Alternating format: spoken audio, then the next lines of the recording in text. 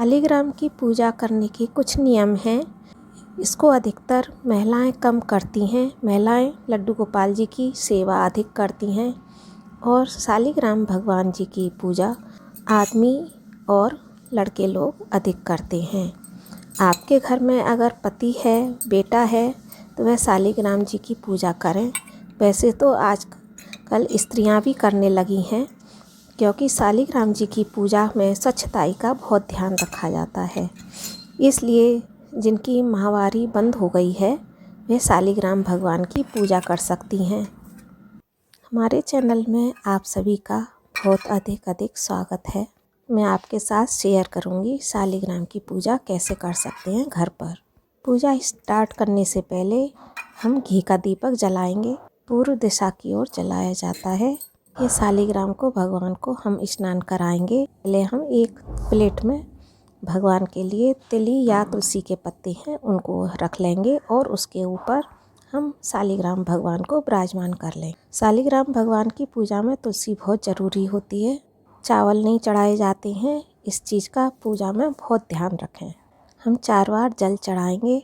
अगर आपके पास शंख है तो आप शंख से स्नान कराएं। अगर आपके पास शंख नहीं है तो आप तांबे के लोटे में जल भर के भी स्नान करा सकते हैं। गाय के दूध से अभिषेक करना है शालिग्राम भगवान को। एक धार के साथ आपको उनका अभिषेक करना है। दूध से स्नान कराने से कहा जाता है कि मनोवांछित फल की प्राप्ति होती है। अगर आपके पास दूध नहीं है तो आप पंचामृत से भी स्नान करा सकते हैं, अभिषेक कर सकते हैं। दूध से अभिषेक करने के बाद आपको शुद्ध जल से इस अभिषेक करना है। आपको शुद्ध जल से अच्छे से अभिषेक करना है। आपने पंचामृत से स्नान कराया है तो कहीं पर भी दूध दही लगा नहीं रहना चाहिए। आप हाथ से भी उठाकर मूर्ति को स्नान करा सकते हैं। स्नान कराने के बाद आपको भगवान जी का अंग पोषण करना है। उनके अंग को अच्छे से टॉवेल से पोंछना है, कहीं पर भी कुछ लगा नहीं रहे। इसके बाद हम उनको इत्र का अभिषेक देंगे, इत्र लगाएंगे। अब भगवान को जहाँ पर भी विराजमान करना चाहते हैं वहाँ पर थोड़ी सी तिली या तुलसी के पत्ते बिछाएं। भगवान को हमेशा उसी का आसन दिया जाता है। शालिग्राम भगवान को इत्र लगाने का विशेष महत्व है। अगर आप नहीं लगाते हैं तो आप लगाइए। फिर आपको चंदन लगाना है। इस तरह से आपको शालिग्राम भगवान जी की पूजा करनी ही है।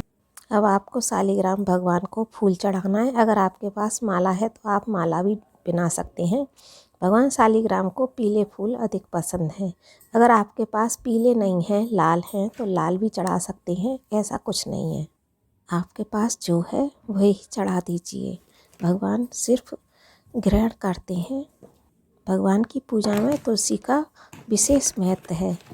तुलसी के पत्ते के साथ साथ अगर आप तुलसी के ऊपर जो लगी होती है मंजरी, अगर आप पत्ते के साथ उस मंजरी को भी चढ़ाएंगे तो वो बहुत अधिक विशेष फलदायक है। भगवान उससे बहुत खुश होते हैं। मंजरी चढ़ाने से बहुत खुश होते हैं। अगर आपको तुलसी नहीं मिल पाती है तो आप एक चांदी की तुलसी भी बनाकर भगवान को चढ़ा सकते हैं। एक पत्ता और थोड़ी सी तिली लेकर आप भगवान को अर्पण कर सकते हैं। तुलसी पत्र चढ़ाते समय आप कोई भी हरि का मंत्र बोल सकते हैं, जैसे ओम नमो भगवते वासुदेवाय, ओम नारायणाय नमः। इस तरह से आप कोई भी हरि का भजन बोल सकते हैं। यह काम आपको अवश्य करना है। शालिग्राम भगवान की सेवा में आपको मंत्रों का बहुत ज़रूरी महत्व है, वरना भगवान की जो पूजा होती है वह अधूरी मानी जाती है।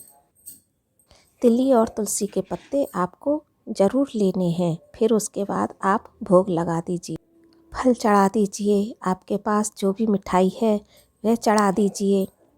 अगर कोई मीठा बना हुआ है तो वह आप उसका भोग लगाएं।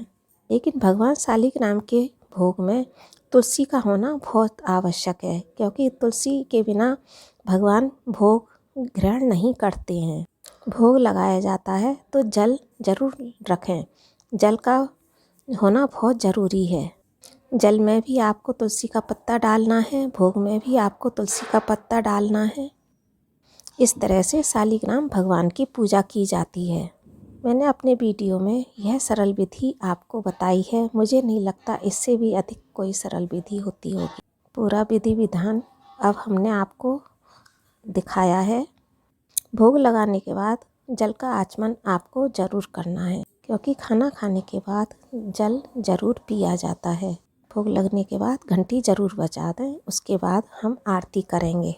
जिस थाली में आप आरती करने वाले हैं उसमें थोड़ी सी तिली ज़रूर रख लें, पुष्प ज़रूर रखें। शालिग्राम जी की पूजा में चावल को बिल्कुल भी अवॉइड करना रहता है। उसमें चावल नहीं उपयोग किए जाते हैं। जितना हो सके शालिग्राम भगवान की पूजा में तिली का ही उपयोग करें। फिर आरती करने के बाद जल का अर्घ ज़रूर दिया जाता है। अर्घ देने के बाद हमारी आरती पूरी हो जाती है। इस तरह से हमें शालिग्राम की पूजा करनी है। के बाद आपके मन में जो भी भगवान से इच्छा है वो आप अपनी कह सकते हैं। कि ये पूरी पूजा कंप्लीट होने के बाद की जाती है पुष्पांजलि।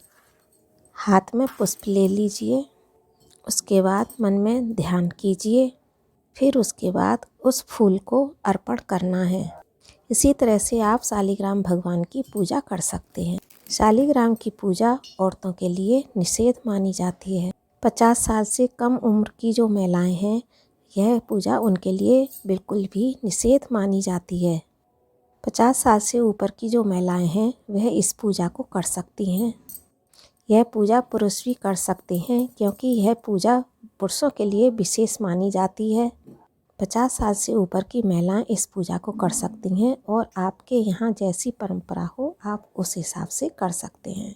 जो चली आ रही है तो आप कर सकते हैं तो करें, लेकिन जो विधि नियम विधान है वे मैंने आपको इस वीडियो के माध्यम से बताए हैं। पौत्रदा एकादशी की कथा। महाराज युधिष्ठिर ने पूछा, हे भगवान, आपने सफला एकादशी का महात्म्य बताकर बड़ी कृपा की।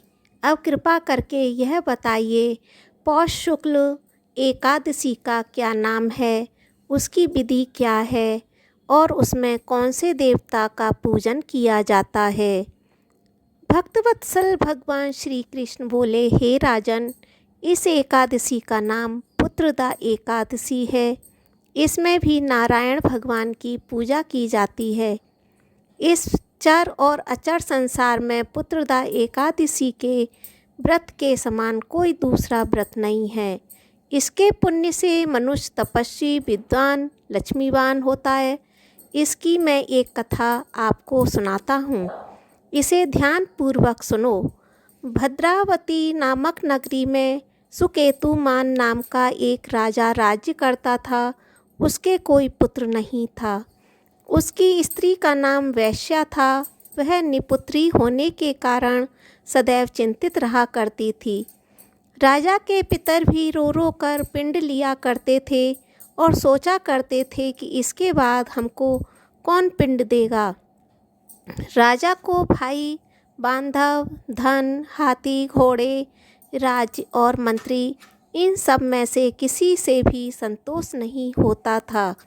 वह सदैव यही विचार करता था कि मेरे मरने के बाद मुझको कौन पिंडदान देगा। बिना पुत्र के पितरों और देवताओं का ऋण मैं कैसे चुका सकूँगा। जिस घर में पुत्र न हो उस घर में सदैव अंधेरा ही रहता है। इसलिए पुत्र उत्पत्ति के लिए प्रयत्न करना चाहिए। जिस मनुष्य के पुत्र का मुख देखा है वह धन्य है। उसको इस लोक में यश और परलोक में शांति मिलती है, अर्थात उनके दोनों लोक सुधर जाते हैं।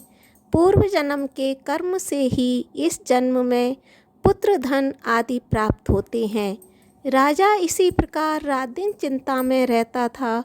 एक समय तो राजा ने अपने शरीर को त्याग कर दिया और किंतु आत्मघात को महान पाप समझकर उसने ऐसा नहीं किया।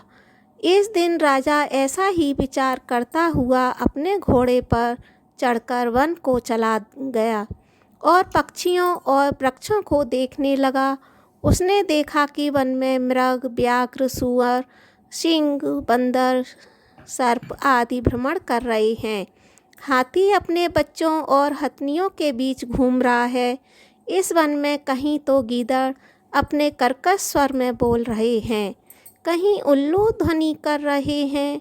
वन के दृश्यों को देखकर राजा सोच विचार में लग गया। इसी प्रकार आधा दिन बीत गया। वह सोचने लगा, मैंने कई यज्ञ किए, ब्राह्मणों को स्वादिष्ट भोजन से तृप्त किया, फिर भी मुझको दुख प्राप्त हुआ है। क्यों, आखिर ऐसा क्यों हुआ है? राजा प्यास के मारे अत्यंत दुखी हो गया और पानी की तलाश में इधर उधर फिरने लगा। थोड़ी दूरी पर राजा ने एक सरोवर देखा। उस सरोवर में कमल के फूल खिले थे। सारस, हंस, मगरमच्छ आदि विहार कर रहे थे। उस सरोवर के चारों तरफ मुनियों के आश्रम बने थे। उसी समय राजा के दाहिने अंग फड़कने लगे।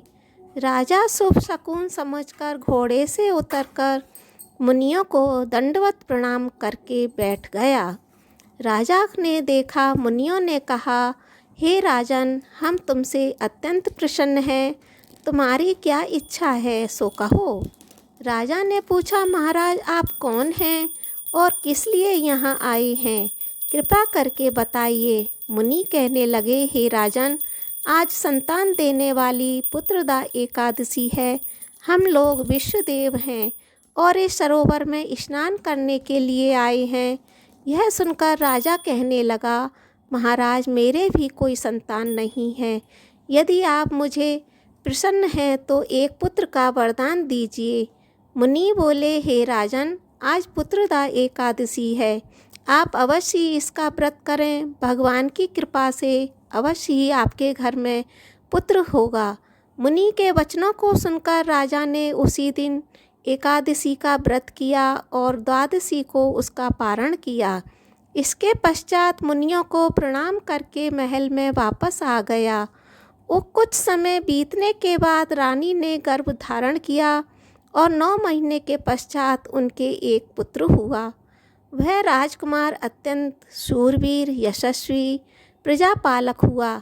श्री कृष्ण बोले, हे राजन, पुत्र की प्राप्ति के लिए पुत्रदा एकादशी का व्रत करना चाहिए।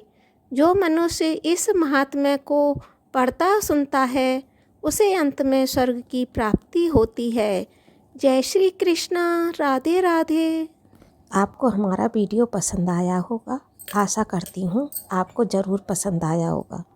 थोड़ा सा भी अच्छा लगा है तो वीडियो को लाइक ज़रूर करें।